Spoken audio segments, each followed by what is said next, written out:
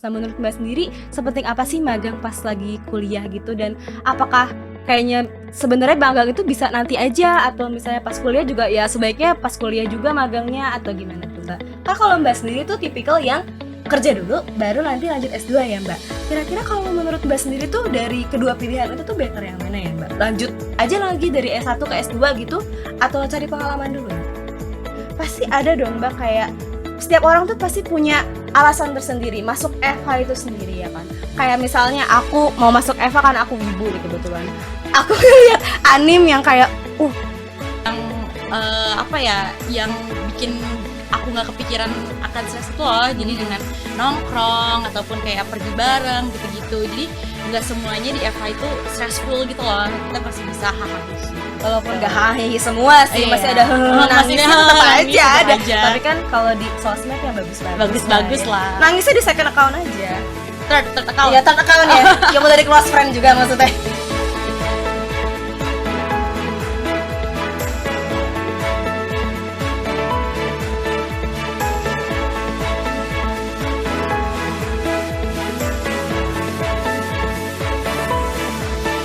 Greetings Business Law Enthusiasts. Selamat datang di BLS Alumni Talk 2024. Perkenalkan, aku Alice yang akan menemani beberapa jam ke depan kalian untuk berbincang-bincang kecil mengenai masa perkuliahan, menjadi bagian dari BLS FAUI, serta pengalaman ketika sudah memasuki dunia kerja. Pada kesempatan kali ini tentunya aku gak sendirian nih. Aku akan ditemani seorang alumni BLS FAUI yang gak cuma super talented tapi juga pastinya menginspirasi. Duh, gak sabar gak sih pengen cepet-cepet kenalan sama narasumber dari BLS Alumni Talks tahun ini. Nah, pada kesempatan kali ini kita kedatangan Mbak Nadia Amanda Putri atau akrab disapa dengan Mbak Nadia.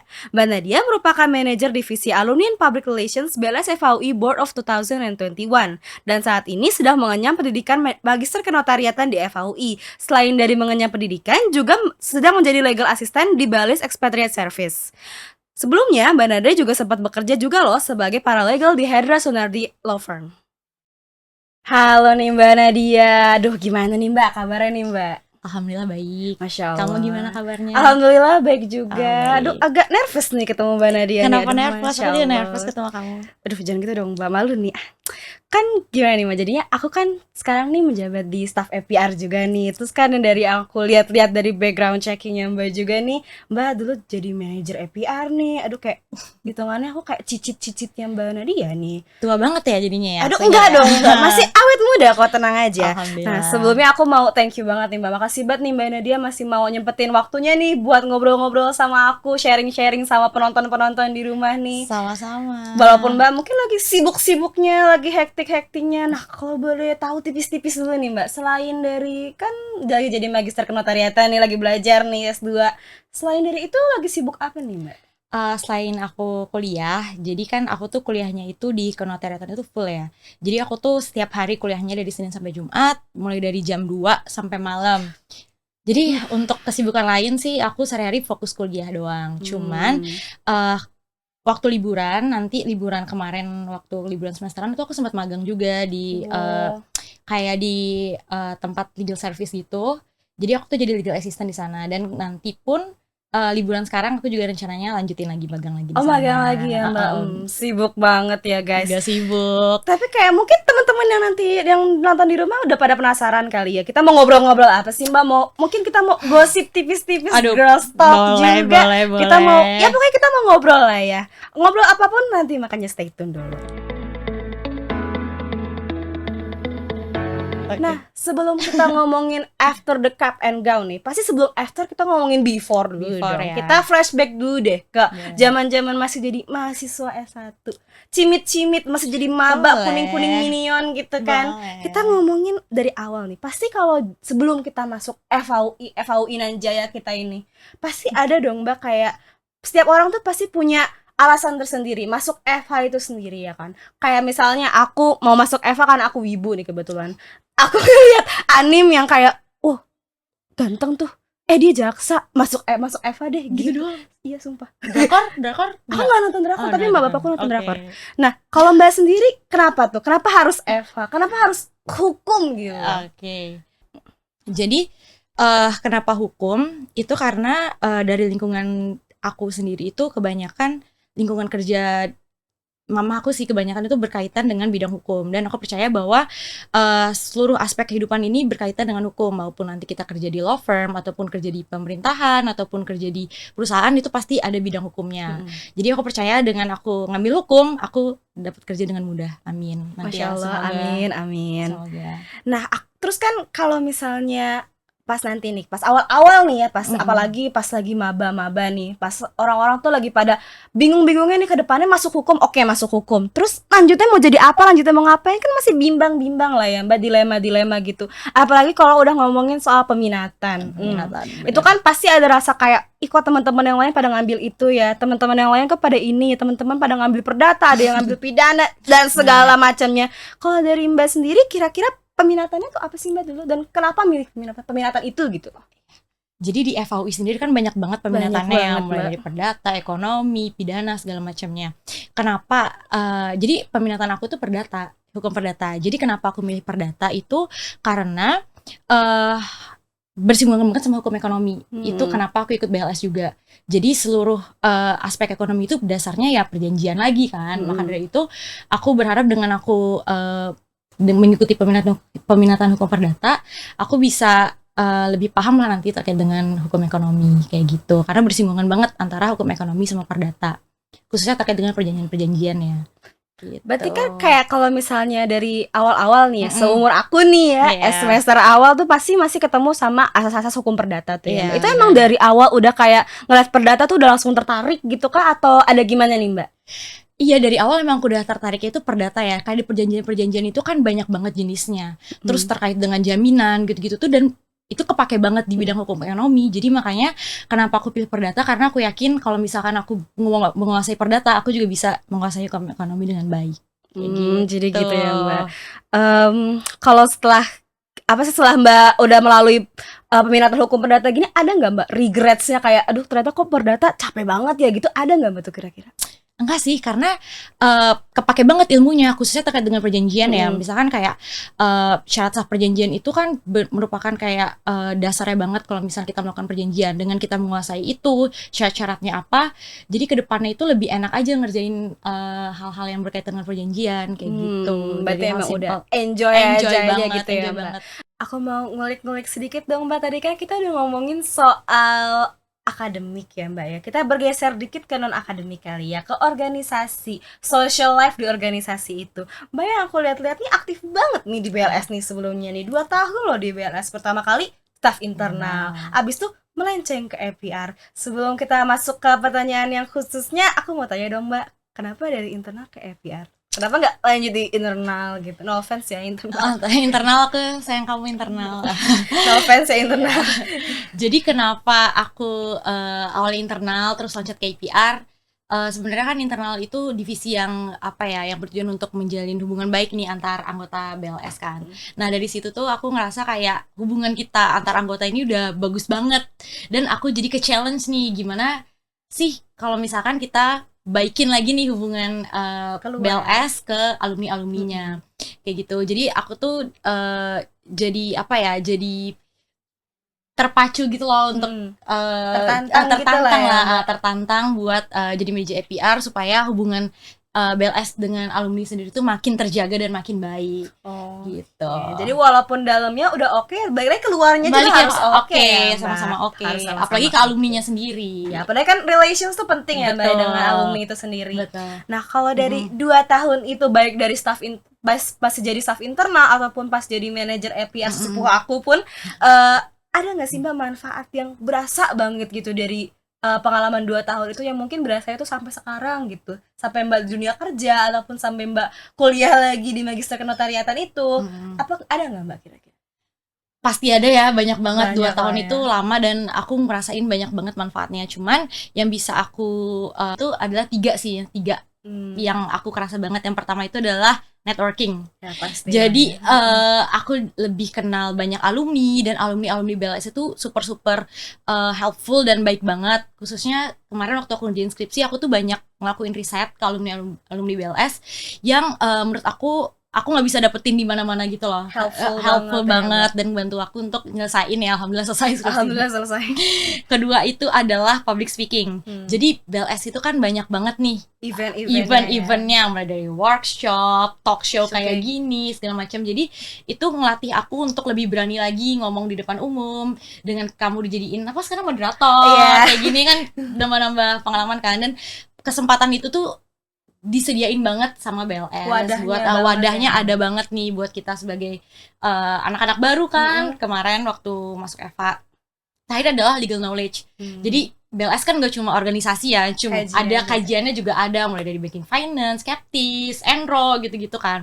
Dan menurut aku dengan kita sebagai anak organisasi mengikuti workshop-workshop yang diadakan, lomba-lomba yang diadakan oleh divisi kajian, itu ngebantu banget untuk menambah legal knowledge kita dan membantu kita banget untuk bisa dapetin magang-magang gitu. Berarti balik lagi ya Mbak, organisasi yang Mbak dapat dari BLS tuh nggak cuma kayak social life-nya dapat, tapi tetap aja juga legal knowledge-nya dapat juga. Jadi kayak apa ya Mbak? Kayak kita tuh sambil bersosialisasi tapi belajar juga tetap aja ya Mbak sama. Jadi emang bermanfaat banget ini di BLS ini. Dan kalau misalkan kita bilang kita organisasinya BLS gitu-gitu juga pasti yang interview kita merasa tertarik gitu loh, kayak ini anak ikut organisasi ini belajar apa aja gitu-gitu. Ada nilai plus nih, jadi nilai plus buat kita. Jadi ikut BLS guys. Oke. Jangan lupa daftar BLS. Kayak tadi kita udah flashback nih Mbak. Kita udah mundur-mundur ngomongin Mbak pas masih cimit-cimit S1 nih. Kita mau balik ke Mbak yang sekarang udah next level nih. Mbak kan sekarang udah S2 nih. Aku mau tanya dong Mbak. Aku kepo nih. Walaupun Mbak kan sebelumnya pernah kerja dulu sebelum akhirnya Mbak memutuskan untuk kuliah lagi deh S2 nih. Kenapa Mbak? Kenapa masih mau ada keinginan untuk S2 nih? Ada dorongan apa yang membuat Mbak pengen kuliah lagi, belajar lagi gitu? Emang kayak nggak gempor Mbak dari S1 aja gitu? Oke, bagus sih pertanyaannya. Jadi sebenarnya itu aku emang berniat untuk langsung kerja setelah lulus. Aku pengen nambah skill aku, nambah pengalaman aku, nambah pengetahuan aku gitu kan. Cuman berdasarkan aku magang-magang kemarin dan waktu aku sempat kerja juga, itu tuh banyak banget perjanjian-perjanjian yang menjadi dasar aku untuk bekerja. Terus ke perjanjian itu tuh mulai dari yang di bawah tangan maupun berupa akta otentik yang dibuat oleh notaris. Sehingga berangkat dari hal tersebut tuh aku berpikir lagi, kayaknya menarik juga nih kalau misalkan aku kuliah lagi khususnya di bidang kenotariatan kayak gitu. Karena sebenarnya notaris itu, jadi kayak sebenarnya hukum ekonomi itu nggak sebatas cuma corporate lawyer gitu loh. Jadi kayak notaris pun juga ada andil di sana, misalkan terkait dengan perubahan anggaran dasar, penambahan modal, ataupun terkait dengan jaminan-jaminan dalam dunia hukum perusahaan itu melibatkan notaris. Maka dari itu sebenarnya pandangan aku ya, peran notaris itu nggak cuma bikin akta doang, tapi juga bisa ngasih penyuluhan hukum terkait dengan transaksi-transaksi yang dibutuhkan oleh kliennya. Maka dari itu dengan aku belajar kenotariatan lagi, aku berharap meskipun nanti aku nggak jadi notaris, meskipun aku jadi lawyer, tapi aku udah tau lah basic-basic perjanjian dan akta itu seperti apa kayak gitu. Karena menurut aku saling bersinggungan banget. Berarti balik lagi ya Mbak, apa salahnya ya belajar lagi walaupun ya gempor-gempor dikit nggak apa-apa. Aku mau dong Mbak ngulik-ngulik lagi sedikit nih tentang S2-nya Mbak itu. Kan banyak ya Mbak lulusan-lulusan S1 dari FAU itu yang kayak langsung nyemplung aja gitu ke dunia kerja, baik langsung nyemplung ke law firm, ke corporate, atau misalnya langsung nyemplung ke perusahaan bapaknya juga ada kan gitu banyak. Nah kalau dari aku stuck dari LinkedIn-nya Mbak nih, sebelum Mbak akhirnya lanjut ke S2, Mbak sempat kerja dulu ya Mbak, sempat full time work dulu ya. Nah kalau misalnya orang-orang tuh kan banyak yang ada yang memilih untuk lanjut aja deh S2 mumpung sekalian lulus S1 langsung S2 pendidikan lagi gitu. Tapi ada juga yang belajar praktikalnya dulu deh, kerja dulu, cari-cari pengalaman baru nanti mikir mau lanjut S2 gitu Mbak. Kan kalau Mbak sendiri tuh tipikal yang kerja dulu baru nanti lanjut S2 ya Mbak. Kira-kira kalau menurut Mbak sendiri tuh dari kedua pilihan itu tuh better yang mana ya Mbak? Lanjut aja lagi dari S1 ke S2 gitu atau cari pengalaman dulu yang penting? Oke, jadi aku mungkin bisa ngomong ini adalah tergantung kebutuhan orang masing-masing ya. Jadi kemarin tuh sebenarnya aku tuh nggak ada kepikiran untuk S2. Jadi aku tuh pengen kerja, nambah pengalaman dulu, nambah skill dulu, terus kayak pengen tahu lebih lanjut nih terkait dengan dunia korporat kayak gitu kan. Apalagi khususnya di bidang hukum ekonomi, hukum bisnis kayak gitu. Cuman aku melihat bahwa di magang aku kemarin tuh bersinggungan juga dengan perjanjian-perjanjian yang dibantu oleh para notaris ya kebanyakan, agar Maka dari itu aku tuh jadi penasaran apa aku kuliah notaris saja ya, karena bersinggungan banget nih antara notaris dan hukum bisnis itu sendiri. Berangkat dari hal itu makanya aku memutuskan untuk kuliah lagi aja deh. Nanti setelah lulus kuliah aku ingin jadi notaris atau ingin jadi corporate lawyer itu urusan nanti, yang penting aku belajar dulu aja Belajar deh. dulu yang Belajar dulu penting lah aja. ya, Mbak. Jadi tergantung orang masing-masing aja kebutuhannya apa. Oke Mbak, mungkin aku mau tipis-tipis ngomongin ke pribadi mungkin ya. Aduh pribadi nih, Say. Introvert, aku introvert. Aku juga. Kalau dari Mbak sendiri kan perjalanan hidupnya udah jauh lebih panjang daripada aku dong. Iya dong, aku kan, Iya. aku nggak bilang Mbak tua, tapi kayak bisa dibilang kayak sesepuh aku gitu, Waduh, senior waduh. aku kan ya.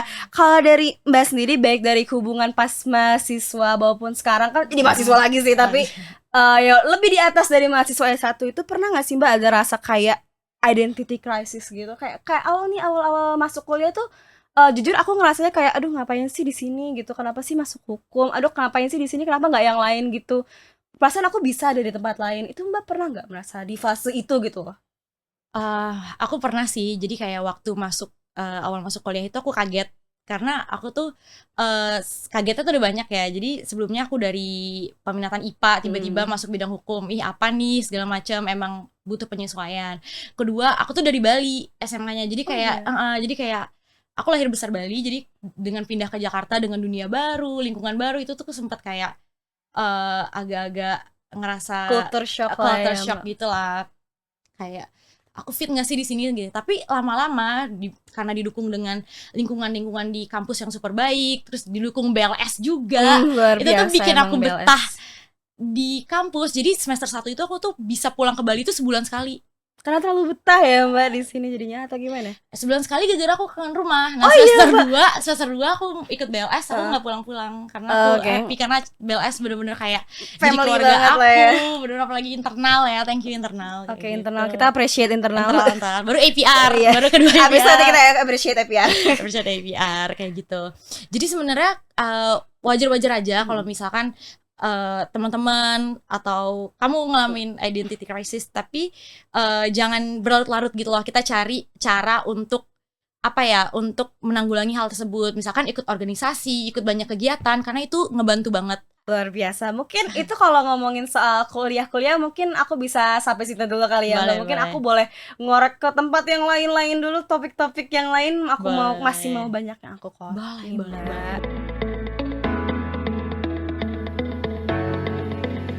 Nah, aku mau tipis-tipis ngomongin soal work life nih. Aduh. Corporate life nih. Biasanya kan yang ngomongin corporate life tuh kayak kerja 9 to 5, aduh gempor banget, lembur dan lain-lain. Ngeliatnya tuh kayak aduh sibuk banget deh gitu. Itu bener gak sih Mbak, gambaran corporate life menurut Mbak Nadia tuh kayak apa sih? Apakah bener seperti itu atau gimana tuh Mbak? Kalau aku bisa bilang benar sih, nggak 9 to 5 sih, tapi 9 to 8, 9, 10, 11. Ini berdasarkan pengalaman aku ya. Maksudnya pengalaman aku magang-magang kan juga sempat di corporate law firm. Jadi corporate life menurut pandangan aku itu selalu ada hal yang dipelajarin setiap harinya.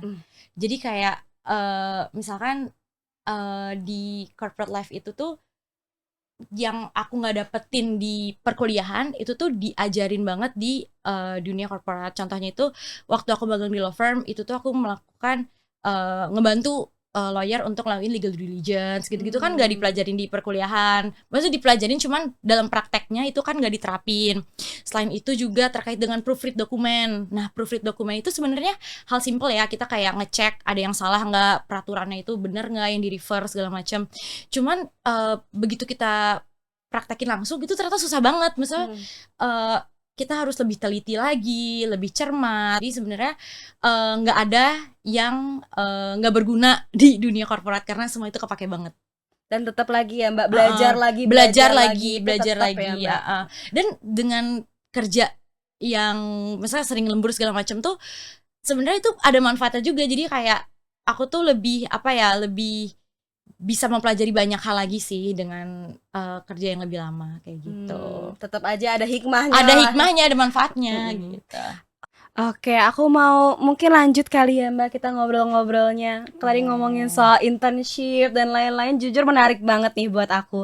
Tapi kan balik lagi ya Mbak, pasti sesuatu tuh pasti ada up and downs-nya ya Mbak. Apalagi di internship dimana kita yang dari kuliah-kuliahan tiba-tiba ketemu orang kerja, aduh ini orang pada ngapain gitu kan ya Mbak. Dari Mbak sendiri ada nggak Mbak kayak tantangan tersendiri, apalagi kalau nggak salah Mbak tuh internship berarti sambil kuliah ya Mbak atau Sambil gimana? kuliah. Nah itu Nah, kira-kira tantangannya tuh apa tuh Mbak? Pasti ada dong baik dari waktunya ke belah-belah atau gimana tuh mm-mm. Mbak? Iya itu sih bener, time managementnya sih harus bagus ya, karena eh, law firm sendiri tuh job desk lumayan banyak ya, apalagi kita ngebantu associate di law firm, sehingga itu sih yang aku bikin susah prioritasin salah satunya, karena dua-duanya sama-sama harus dikerjain saat itu juga. Jadi misalkan yang lebih parah, yang lebih susah itu sebenarnya kalau misalkan kita lagi ujian nih, lagi ujian di kampus, Iya. terus lagi kerjaan di magang lagi banyak, kayak gitu-gitu ngebaginya gimana. Jadi eh yang bisa aku bilang sih kita harus bisa ngebagi waktunya dengan baik. Misalkan yang mana yang harus banget selesai duluan itu diprioritasin, dan jangan nunda-nunda pekerjaan.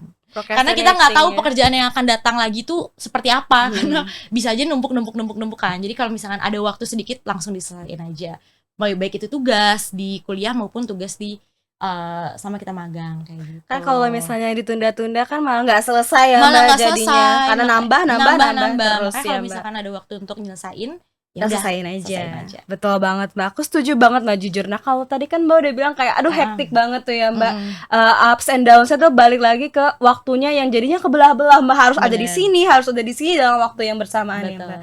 Mm-mm. Oke Mbak, jadi kan kita kalau ngomongin soal magang kayaknya nggak ada habis-habisnya lah ya Mbak. Karena orang-orang pasti semuanya pada FOMO-FOMO magang. Tapi selain dari orang-orang yang FOMO magang, pasti ada juga orang-orang yang rasa nanti aja lah cukup ilmu dulu baru magang. Atau Mm-mm. ada juga yang kayak, lah emang kenapa nggak dari sekarang? Kan lebih baik belajar praktikalnya dari sekarang dibanding teori-teori terus. Nah menurut Mbak sendiri, sepenting apa sih magang pas lagi kuliah gitu? Dan apakah kayaknya sebenarnya magang itu bisa nanti aja atau misalnya pas kuliah juga ya sebaiknya pas kuliah juga magangnya atau gimana tuh Mbak? Baik lagi ya, ini berdasarkan apa ya, berdasarkan pengalaman aku aja ya. Menurut aku magang itu manfaat banget sih, bermanfaat banget apalagi pas kita kuliah, karena di kuliah itu kan kita tuh dapatnya cuma materi doang kan dari dosen-dosen segala macam, dan kita nggak tahu prakteknya seperti apa. Dan di magang sendiri pun kita tuh langsung dilibatin dalam prakteknya gitu lah. Jadi yang awalnya aku tuh ngawang banget terkait dengan perjanjian tuh kayak gimana sih bentuknya segala macam, dengan aku magang aku jadi tahu bentuk fisiknya dan isi-isi klausulnya apa aja, dan ternyata itu sangat-sangat beragam dan sangat banyak banget. Jadi dari situ aku tuh jadi tahu yang aku pelajarin secara langsung. Jadi eh, magang itu sebenarnya secara nggak langsung itu nambah wawasan kita, nambah pengetahuan kita, dan nambah skill kita juga sih. Jadi menurut aku nggak ada salahnya kalau kalian mulai magang dari semenjak kuliah. Lebih awal berarti Tuh, lebih baik lebih ya awal Mbak? lebih baik. Untuk kayak magangnya berapa kali, idealnya berapa, itu tuh sebenarnya nggak masalah. Yang penting kalian udah punya satu pengalaman magang pun menurut aku udah bagus banget sih. Karena kalian udah tahu ada bayangan di dunia kerja itu seperti apa. Tuh. Berarti kan kalau misalnya Mm-mm. itu kayak kalau misalnya terlalu banyak juga kan nanti malah tertinggal Malah gitu ya Mbak tertinggal. akademiknya. Jadi ya balik Seenggaknya, lagi seenggaknya sekali balance tahu deh lagi. apa dunia kerja dalam waktu singkat tuh kayak apa gitu. Mm-mm. Sebagian kecil dari dunia kerja itu apa. Baik lagi manajemennya juga harus Iya, baik harus juga ya baik. Mbak. Jangan sampai eh, Magangnya oke malah kuliahnya kuliahnya jangan, ketinggalan. jangan. Iya harus Harus balance beriringan, lah ya Mbak. balance. Oke. Oke, gini nih Mbak, sebelum kita masuk ke games, mungkin aku masih ada kekepoan-kepoan lagi nih buat ngomongin soal work life-nya Mbak juga nih. Kan tadi kita udah ngomongin akademik-akademik nih. Aku masih mau bahas-bahas sedikit lagi nih Mbak, boleh dong? Kayak soal ngomongin internship Mbak, terus pekerjaan-pekerjaan Mbak yang sekarang lagi Mbak jalanin, baik dari yang sekarang ataupun yang sebelum-sebelumnya juga nih Mbak. Kan tadi kan Mbak juga ada sempat nyinggung Mbak tuh sekarang, sebelumnya pernah kerja di kayak intern di law firm gitu-gitu ya Mbak ya.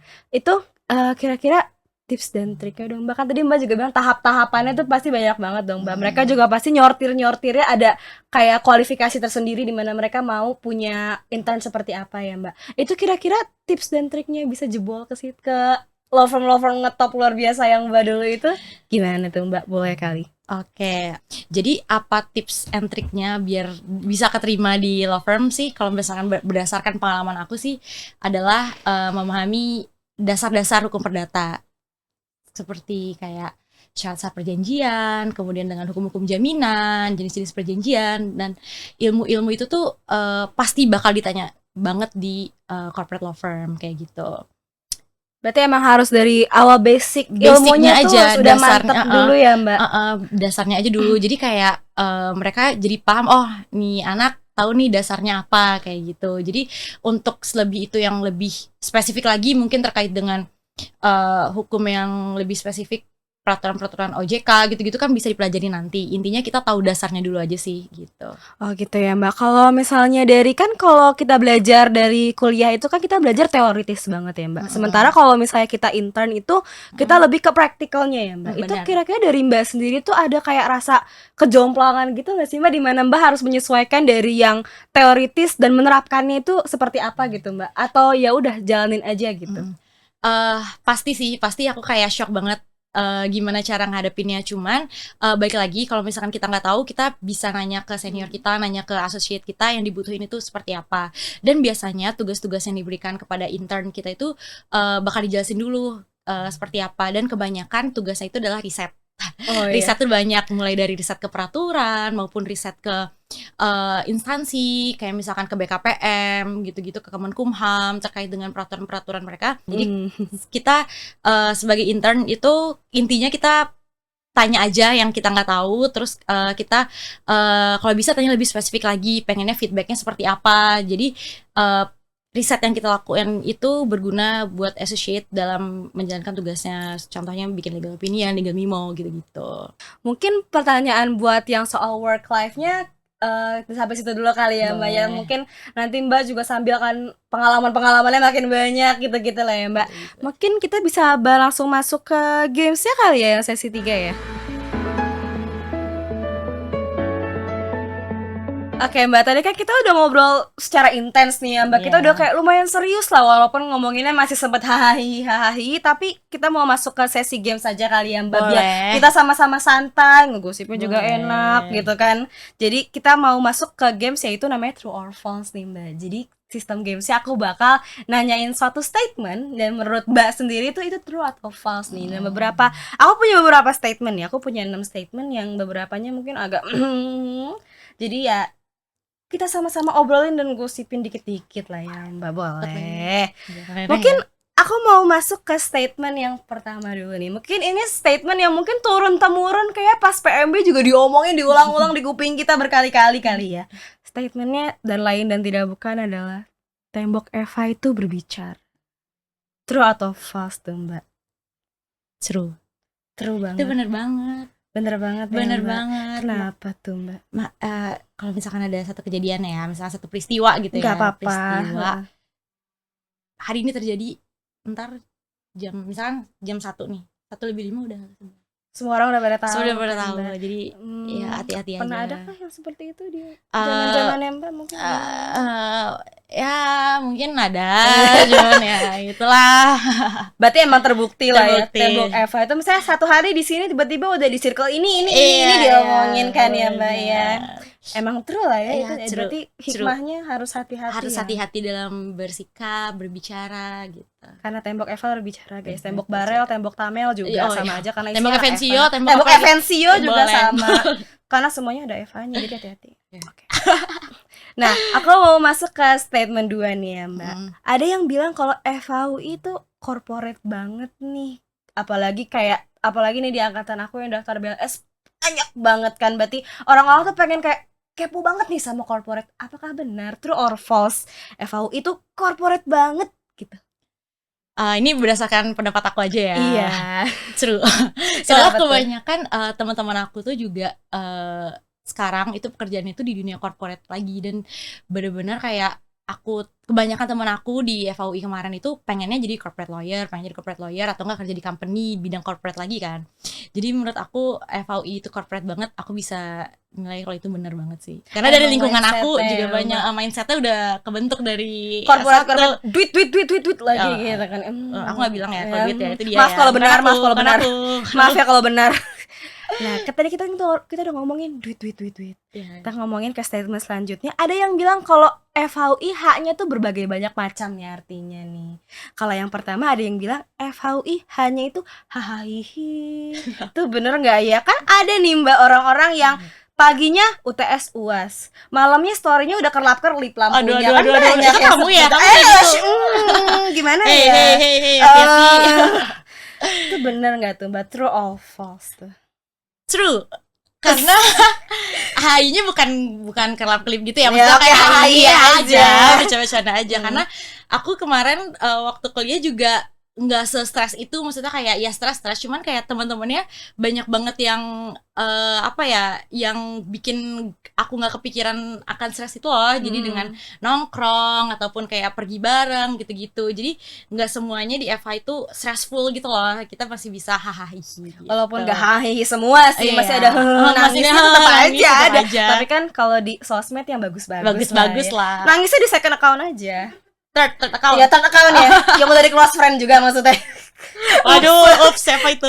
Berarti ya tetap balik lagi ya, Iya. Mbak. Ada yang hahihi, tapi ada juga yang huhuhu juga Iya, ada ada ya, huhu. Mbak. Nah, mungkin statement selanjutnya bisa kita true or false-in juga nih. Boleh. FHUI hanya itu hustle.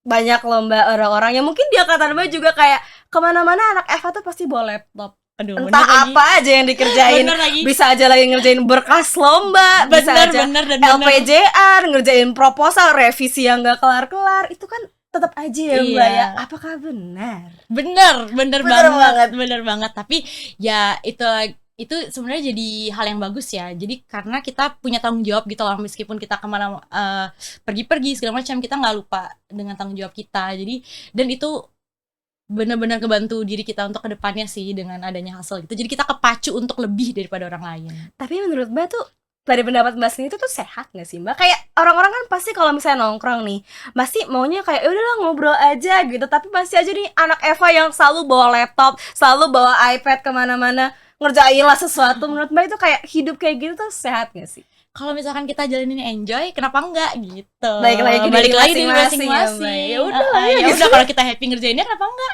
Ya udah kan bisa sambil nongkrong. Iya, gitu. sama nongkrong. Selesai, Betul. udah dia selesai. Gitu. True banget ya berarti True Mbak banget, ya. true banget. Yang kelima nih, ini agak kontroversial nih. Aduh gimana ya kita. FHUI itu red flag kayak makaranya. Merah mentereng. Red flag ya.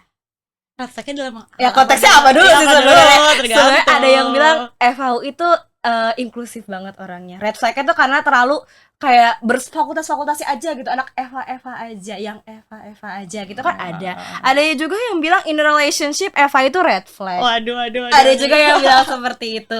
Nah menurut Mbak sendiri gimana tuh? True or false? Ya, kalau menurut aku sih false ya. Hmm. Apa true ya? True. Ya, no comment ya kalau gitu, no comment ya kalau ini. Tengah-tengah aja lah ya. ya, tergantung lihat dari sisi mana kayak gitu. Kan orang kan ada yang sisi sininya, Iya, ada yang sisi sininya. Tengah-tengah ya. aja lah ya. Kita kan nggak boleh ngejudge orang Nggak dari boleh. nggak boleh ngejudge orang dari makaranya ya Mbak. Jangan, ya. Nggak boleh ya jangan. Mbak.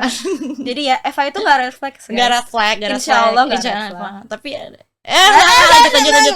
Oke lanjut. Yang terakhir nih. Lumayan kontroversial tapi kayaknya enggak juga deh. Ini mungkin lebih berkaitan ke egonya anak FH sih. FHUI itu golden ticket masuk ke law firm. Karena menyandang nama FHUI itu kayak udah wow, FHUI gitu loh. Apakah benar? Kalau menurut aku sih bener ya.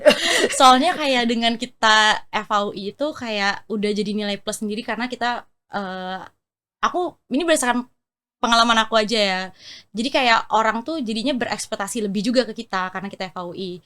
Cuman yang lebih nilai plus lagi sih kalau kita BLS FAUI. Karena BLS ya balik karena lagi. Business Law Society, siapa sih yang nggak tahu, dan kayak alumni kita juga banyak juga kan tersebar di law firm. Jadi dengan kita bilang kalau kita itu anak BLS, pasti mereka tuh lebih excited buat lebih tahu kita karena kita dianggap udah memahami lah sedikit tentang hukum bisnis. Jadi teman-teman jangan lupa daftar BLS dan Ayo, masuk BLS. Angkatan 2024 bisa lah ya semuanya BLS. Bismillah. Gitu.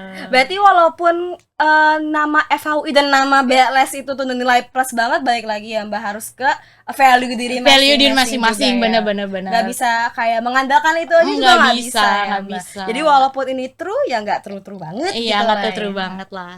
Nah, Perempuan. kita udah ada di ujung acara BLS Alumni Talks ini. Namun sebelum kita mengakhiri perbincangan kita yang tadi gosip-gosip tipis, bincang-bincang santai itu, ada nggak Mbak kayak pesan dan kesan yang mau disampaikan sama Mbak Nadia, baik dari abang Mbak atau teman-teman yang nonton di rumah, di kafe, di rumah bapaknya, di kamarnya atau di mana kita pun nggak tahu, ada yang mau disampaikan nggak Mbak? Baik untuk teman-teman yang ngerasa ada identity crisis atau untuk ya mencari jati diri lah istilahnya, ada nggak Mbak?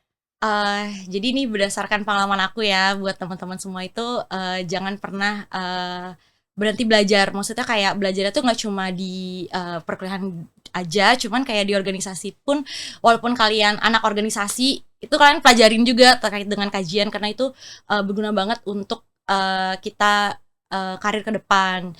Bisa dimulai dengan magang-magang terlebih dahulu. Itu tuh sebenarnya ngebantu kita untuk tahu lah tujuan kita ke depannya apa. Kayak aku kemarin berdasarkan pengalaman magang, aku jadi terinspirasi untuk daftar kuliah notaris karena berkaitan dengan akta notaris juga kan.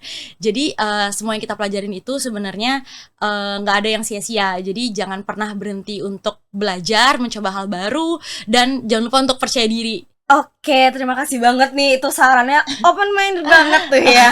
Jujur, berakhir sudah nih rangkaian kegiatan kita. Dari awal sesi kita ngomongin flashback soal university life, kita ngomongin soal working life Mbak yang aduh lumayan hektik itu, sampai tadi kita sesi games, gosip-gosip tipis gitu ya. Makasih banget nih ya Mbak Nadia udah meluangkan waktunya di antara kesibukan kehektikannya. Semoga nanti nilainya bagus. Amin. Semoga, Kamu juga ya. Amin ya Allah, amin. Masya Allah. Nah kalau misalnya nanti kita mungkin nanti akan ketemu lagi homecoming. Boleh. Tolong datang ya. Homecoming tanggal berapa? Ntar ya di spill ya. Ntar ya di spill ya. Next Publian. Nah, terima kasih banget nih Mbak Nadia udah dateng. Sama-sama. Semoga video ini perbincangan aku, Alis sebagai moderator, dan Mbak Nadia sebagai narsum bisa bermanfaat bagi untuk teman-teman, abang Mbak yang menonton di rumah, dimanapun itu. Terima kasih semuanya yang udah nonton. Jangan lupa like, subscribe, komen, channel YouTube BLS FHUI. Tapi sebelum kita pisah nih, kayaknya ada yang harus kita lakuin dulu deh Mbak. Kita tagline dulu kali. Oke, ya. boleh. Masih ingat gak nih Ibu Manajer? Apa boleh? Ingat dong. Ingat gak nih Ibu Manajer? Boleh, barengan ya. Oke. Kita aba-aba dulu kali ya Mbak ya. BLS FHUI, Corporate is our world. Jangan sampai jumpa.